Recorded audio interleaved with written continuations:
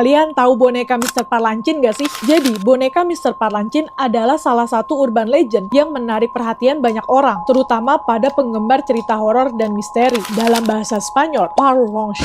Mohon maaf banget nih ya, kalau lihat di Google, bacanya Parlanche.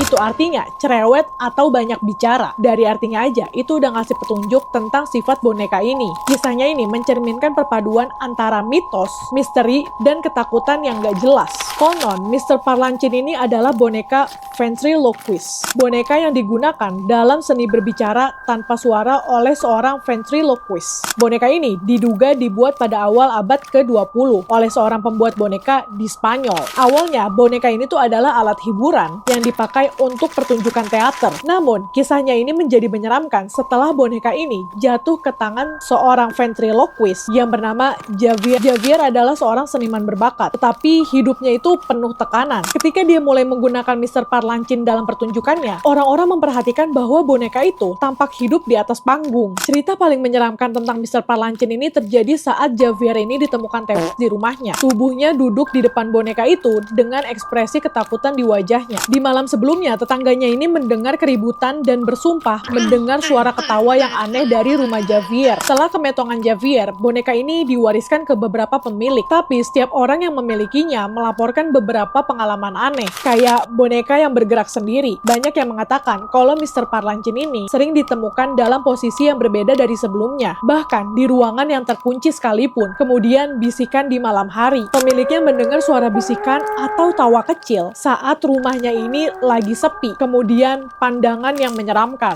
Beberapa orang merasa bahwa mata boneka itu mengikuti mereka kemanapun mereka pergi. Jadi pas orangnya di sini, matanya itu ke sini. Tapi pas orangnya jalan, ya dia ngikutin tuh. Kayak gitu. Boneka Mr. Parlancin akhirnya menghilang dari radar publik. Beberapa orang percaya bahwa boneka itu disimpan di museum pribadi kolektor barang-barang aneh. Sementara yang lain yakin bahwa boneka itu masih berkelana, berpindah tangan ke pemilik baru yang mungkin gak tahu sejarah kelamnya. Ada juga teori bahwa kisah Mr. Parlancin ini hanyalah urban legend yang terus berkembang dengan tambahan cerita dari mulut ke mulut. Namun bagi mereka yang percaya, boneka ini adalah perwujudan energi jahat atau sesuatu yang gak bisa dijelaskan dengan logika. Dan yang pasti, kalau kamu ngelihat ada boneka ventriloquist yang kelihatan kayak hidup, mungkin lebih baik kalian hindari. Siapa tahu itu Mr. Parlancin yang lagi nyari teman baru. Horor gak sih kisah ini? Atau menurut kalian, ini hanya kisah iseng belaka aja?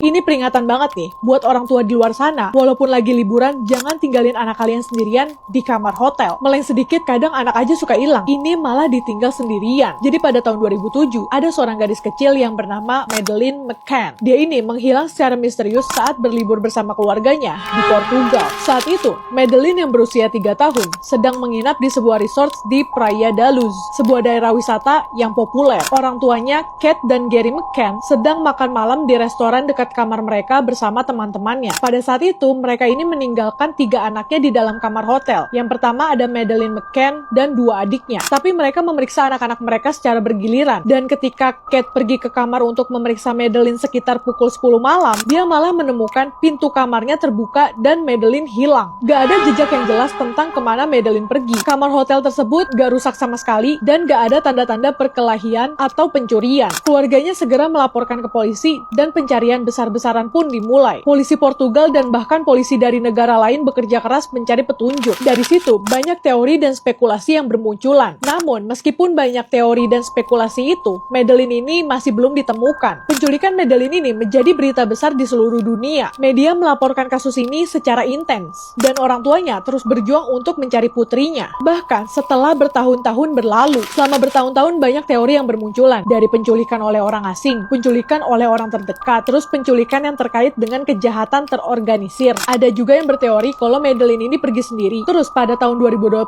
ada tersangka baru yang bernama Christian Brackmer. Dan banyak yang percaya kalau Madeleine ini dibawa ke luar negeri dengan identitas baru. Karena banyak yang lihat ada cewek yang mirip sama Madeleine di tempat-tempat seperti Maroko atau bahkan di Eropa Timur. Namun sampai saat ini kasusnya tetap belum terpecahkan. Yang anehnya nih ya, pada saat itu di kamarnya kan gak cuma Madeleine aja ya, ada 2 adiknya yang lagi tidur juga. Tapi kok yang hilang bilang cuma Madeleine aja gitu. Selama lebih dari 1 dekade, keluarga McCann ini terus mencari Madeleine, berharap bahwa suatu hari dia akan ditemukan. Meski banyak orang yang meragukan apakah dia masih hidup, kasus ini tetap menjadi salah satu kasus penculikan yang paling terkenal dan misterius dalam sejarah, dengan dunia yang terus bertanya-tanya apa yang sebenarnya terjadi pada Madeleine McCann. Sampai hari ini loh, masih belum juga ditemukan itu anak. Ya semoga si Madeleine ini segera ditemukan dalam keadaan baik ya.